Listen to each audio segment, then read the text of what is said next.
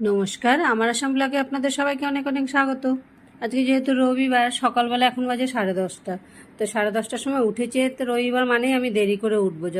উঠে গেছি 7টায়, উঠে আবার বাইরে টাইরে করে আবার গিয়ে শুয়ে পড়েছি। তাই 9টার সময় উঠেছি। তো যে যে যার যার মতো গেছে, আজকে উমা রয়েছে ঘরে। এখন জল খাবারে আর কিছু বানায়নি, স্যান্ডউইচ বানিয়ে খেয়ে বাইরেটা এসেছে। আজকে বাইরের ওয়েদারটা খুব সুন্দর, না রোদ আছে না বৃষ্টি আছে, কিন্তু একটা মেঘলা ওয়েদার, কিন্তু গরম আছে প্রচণ্ড।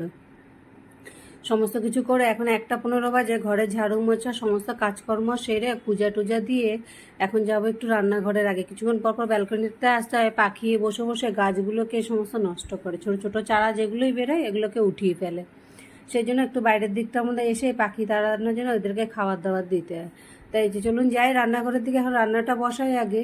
এখন আজকে যে 1:15 বেজে গেছে, রান্নায় তেমন কিছু করব না। মাছের ঝোল করব পটল দিয়ে, আর করলা আর আলু সেদ্ধ করব।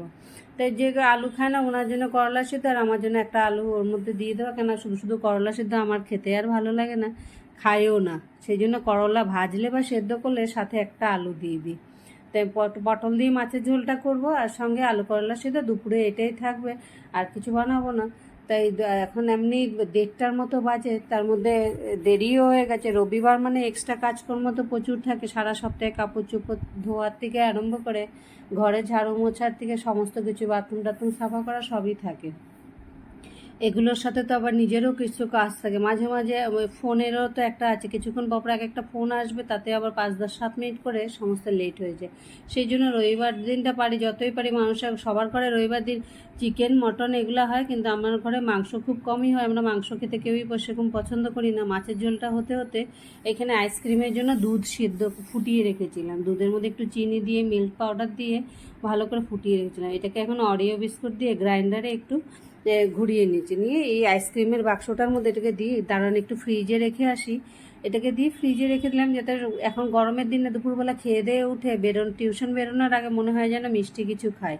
আর বাইরের থেকে একটা আইসক্রিমের কৌটো আনতে গেলে 180 টাকা মোটামুটি। সেই 180 টাকা দিয়েও বাইরের ভেজালগুলো খাওয়ার থেকে মনে হয় যেন নিজে বানিয়ে ঘরে এসে 1 লিটার দুধের মধ্যে 100 টাকার খরচা দিয়ে 1 সপ্তাহ সুন্দর খাওয়া হয়ে যায়। সে মাছের ঝোলটা হতে হতে ওদিকে আইসক্রিমটা বসিয়ে দিলাম। এখন 2:20 মতো বাজে, যাই এখন লাইট ফ্যানটা জ্বালিয়ে নিয়ে নিজের খাবারটা নিয়ে বসে যাই। সবই আঝালা, যে জন্য সাথে কাঁচা লঙ্কা নুন নিয়ে বসে গেছি। এখন বাজে সন্ধ্যা 6টার মতো, সন্ধ্যাবাতিটা দিয়ে এখন তো এই বাইরের দিকটা আমি আসবো। আমার সময় কাটানোর সব থেকে পছন্দের জায়গা হচ্ছে এটা।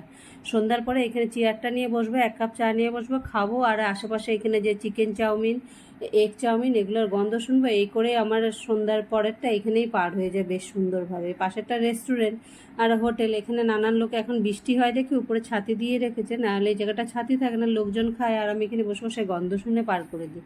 যেহেতু নিজে চিকেনও খাই না, আর আজ এখানে এসে এত বছর কিন্তু কোনোদিন যাইনি এখানে খেতে, যেতে হবে একদিন খেতে। যাই হোক, আজকের মতো ব্লগটাকে এখানে শেষ করছি, আবার দেখা হবে পরের আরেকটি ব্লগে।